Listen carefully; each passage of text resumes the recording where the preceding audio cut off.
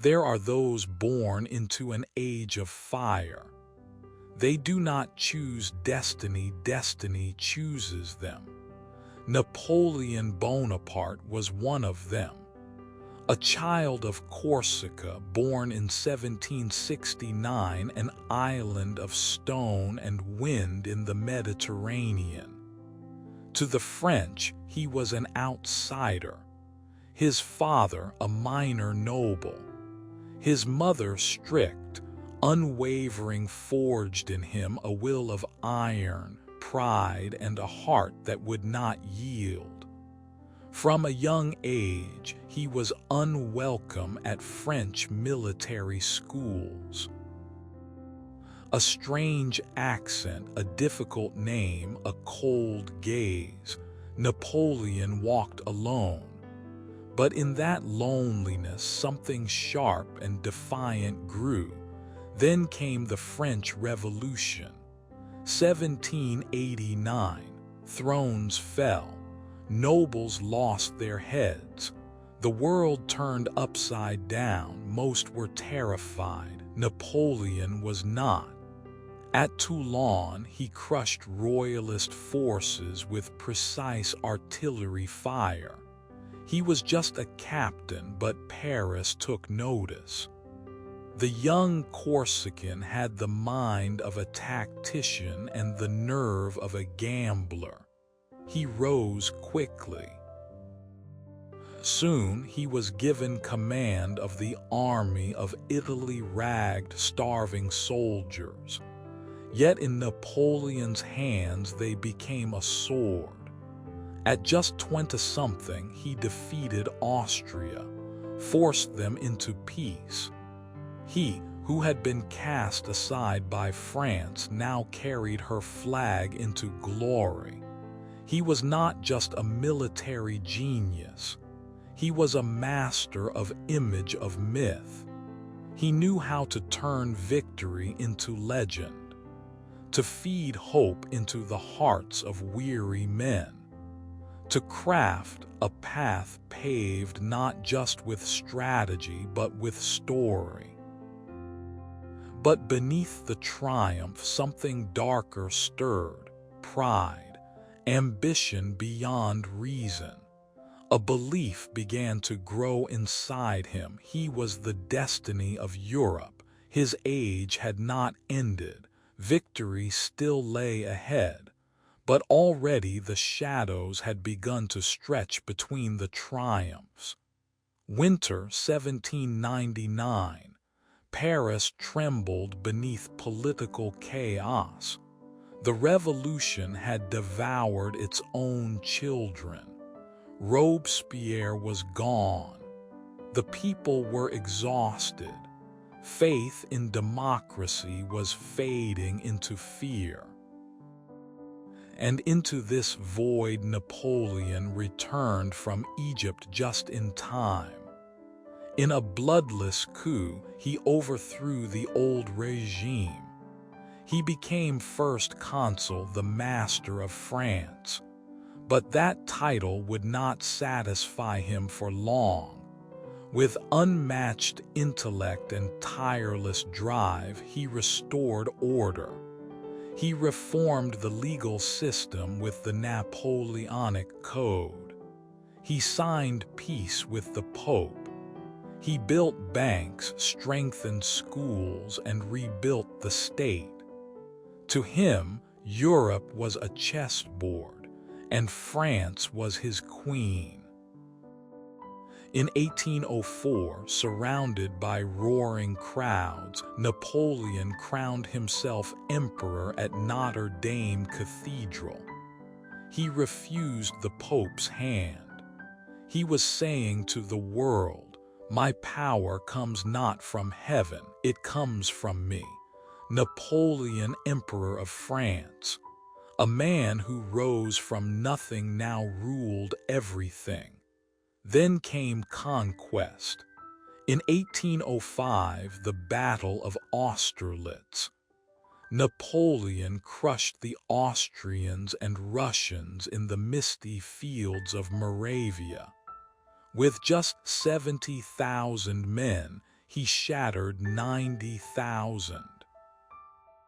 Strategy, timing, terrain, all moved as if guided by an invisible hand. Europe fell beneath the French flag. Holland, Spain, and Italy were conquered. Austria and Prussia sued for peace. Germany fragmented. Even Russia stepped back. Napoleon went further. He placed his brothers on foreign thrones, one as King of Spain, another in Naples. He redrew the map of Europe like a painter remaking a canvas. But behind the golden banners, cracks began to form. Napoleon grew more isolated. He believed only in himself. He stopped listening even to his most trusted generals. Every victory fed the fire. Every cheer built the illusion. Every empire carries its own curse. And when no one dared speak truth to him anymore, the first fractures had already begun to split the walls of his empire. Napoleon stood at the height of his power. But from that height he saw a threat. Russia, cold, vast, unpredictable. Its czar, Alexander I, smiled in diplomacy but prepared in silence. Napoleon did not trust silence, so he decided to end it once and for all. One strike, one campaign, one victory, that was the plan. More than 600,000 soldiers from France, Italy, Poland, and Germany marched into Russian soil. The largest army Europe had ever seen. Napoleon believed he only needed one battle, one crushing blow, just like before. But the Russians didn't fight. They retreated. They burned their villages, destroyed food supplies, poisoned the land. Napoleon advanced deeper, chasing ghosts. Behind him, starvation. Around him, silence. His army began to unravel without a single fight. Then came Borodino. A brutal clash, one of the bloodiest days in history. Over 70,000 men fell in a single sunless day, but no true victor emerged. Napoleon stood among the dead, and for the first time a win felt empty. He entered Moscow, the heart of Russia, but found it ablaze. No welcome. No surrender, just fire and ash. He waited. A week, then 2, then a month. The Tsar said nothing, and then winter came. Temperatures fell below 30 degrees. Horses froze in place. Wheels shattered on ice. Men starved. Some ate leather, some even worse. Napoleon gave the order, retreat. Out of 600,000 soldiers, fewer than 50,000 returned. An empire built on speed and thunder now collapsed in silence.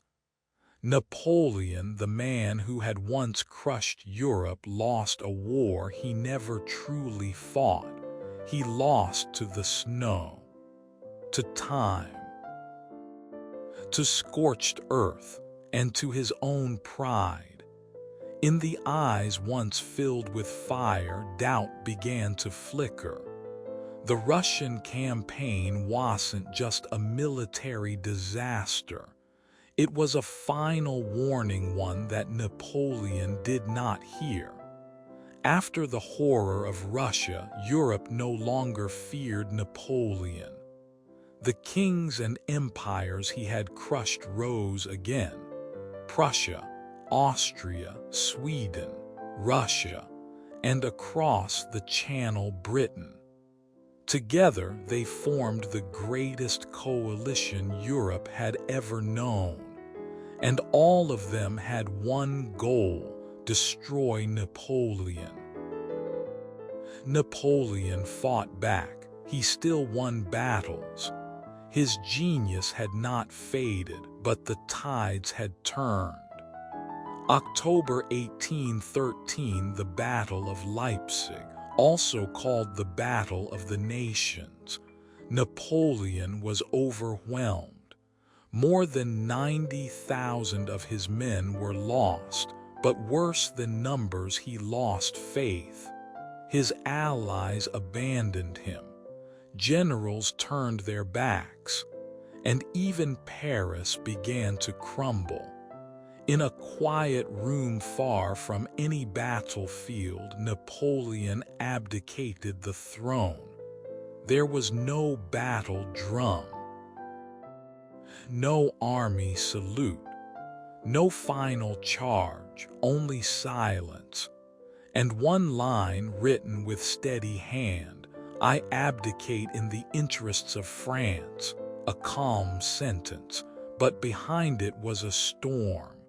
He was exiled to Elba, a small island off the coast of Italy, from ruling an empire to ruling a rock. Napoleon, emperor, conqueror, legend, now walked alone, listening only to the wind and the sea. At Elba he worked. He built schools. He planted trees. He walked every morning through the hills like a mayor of ghosts. But every evening he stood on the cliff, gazing westward toward France, toward the crown that once sat upon his head. Then the news came. King Louis XVI, who replaced him, was weak, unpopular, distant. The people grumbled. The soldiers remembered. Napoleon knew the time had come. In February 1815, he escaped Elba on a tiny ship. No one fired. No one stopped him. When he landed on French soil, a regiment was sent to capture him. He stepped forward alone, unarmed, and said, "If you want to shoot your emperor, here I am." No bullet was fired. Instead, they knelt. "Vive l'Empereur," they cried. Napoleon was back, not with cannons, not with armies, but with memory, with the fire that never truly died. Napoleon didn't fight battles on the way. He didn't need to. Every regiment sent to stop him ended up dropping their rifles and shouting, "Vive l'Empereur." Crowds filled the streets. Old generals returned. Paris opened its gates. King Louis XVI fled. The emperor had returned, but Napoleon wasn't fooled.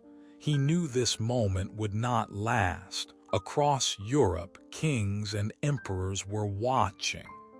To them, he was a ghost, a fire that refused to die, and they would come together to put him out forever. In just 100 days, Napoleon worked like a man racing against time. He issued a new constitution, reorganized the government, rebuilt his army, sent letters of peace but received only silence. The world had already decided there would be no peace. June 12, 1815. Napoleon left Paris, leading 125,000 soldiers north toward Belgium. His goal was clear: strike first, divide his enemies, destroy them before they could unite. June 16th, Battle of Ligny. Napoleon crushed the Prussian forces under Blücher.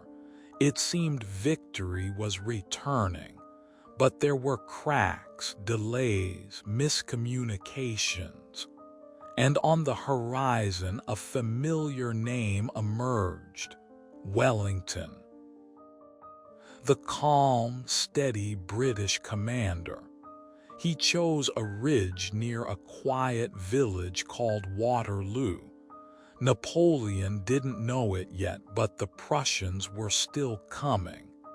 And on June 18th, he would face his final battle, not just for France, but for everything he had ever built. A tired man, a graying legend, and the ghost of an empire stood at the edge of destiny. June 18th, 1815. Morning broke over the fields near the village of Waterloo. The sky wept. Rain poured through the night, turning green pastures into mud and slowing Napoleon's artillery, his deadliest weapon. Across the ridge, Wellington waited, calm, patient. His Anglo-Allied forces dug in atop Mont Saint-Jean. Napoleon watched them and waited. He needed dry ground. He delayed his attack. And in that delay, fate began to turn. At noon, the cannons roared. French forces surged forward, attacking the farms of Hougoumont and La Haye-Sainte. Each time they were pushed back. Wellington's troops held firm, rooted in discipline and grit. Napoleon turned to his cavalry, led by the fiery marshal, nay, the bravest of the brave. Wave after wave of mounted soldiers charged, but no infantry followed. The British formed their squares, walls of bayonets and musket fire. The cavalry fell in scores, circling, retreating, charging again and falling. Napoleon, head pounding from illness, tried to regain control. He waited for Marshal Grouchy, the man tasked with keeping the Prussians away. But Grouchy was lost, delayed, and the Prussians were coming. Late afternoon, black banners appeared on the French right flank. Blücher had arrived. The Prussians surged in, tipping the balance. Napoleon was now outnumbered, outflanked, and out of time. 8:00 p.m. With no options left, Napoleon called in his final reserve, the Imperial Guard, the elite, the undefeated. They marched forward through smoke, mud, and fire. But Wellington unleashed a surprise counterattack. Up guards and at them. For the first time, the Imperial Guard broke. And a French officer screamed, "La Garde recule, the Guard is retreating." Words no one in Europe thought they would ever hear. Napoleon sat astride his horse, watching the pieces fall. His army collapsed, his legend fractured. The battlefield was red with blood. The sun set over thousands of dead. And the empire was gone. 40,000 French soldiers lost. His marshals fled. His men deserted. Napoleon rode into darkness. Waterloo wasn't just a village. It was a grave for an empire, for glory, for ambition too great for its time. July 1815.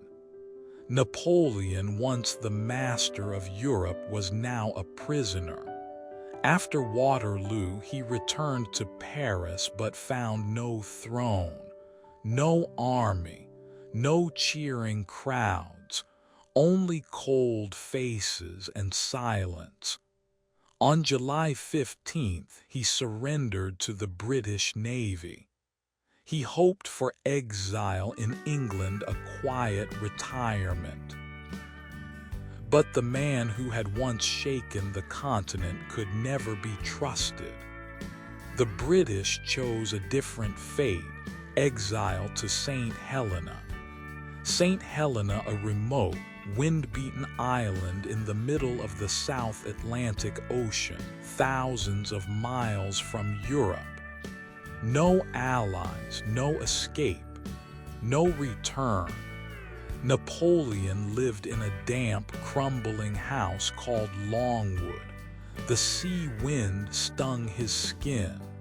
The fog never lifted, and British guards watched his every move. Each day he walked alone in the garden. He read, he wrote. He dictated his memoirs, the stories of his victories, his vision, and the world he once ruled. At dusk, he would stand by the cliffs, gazing westward toward France, toward the crown that once sat upon his head. His few loyal companions remained: General Bertrand, Montholon, Dr. Antimarchi. They watched as the legend faded day by day. Illness crept in a slow agony in his stomach, the same illness that had haunted his father. He grew weaker, but his eyes still carried fire. On May 5, 1821, at 5:49 p.m., Napoleon Bonaparte drew his last breath. No drums, no army, no flags, just a quiet room, a withering body, and a portrait of his son Napoleon II, the King of Rome, beside his bed. The British buried him on the island. The tomb bore no name, for they feared that even in death his name could still ignite revolution. But names are stronger than stone. Years later, his body was returned to Paris, buried under the golden dome of Les Invalides. Crowds came. They brought flowers, tears, memories that time had not erased.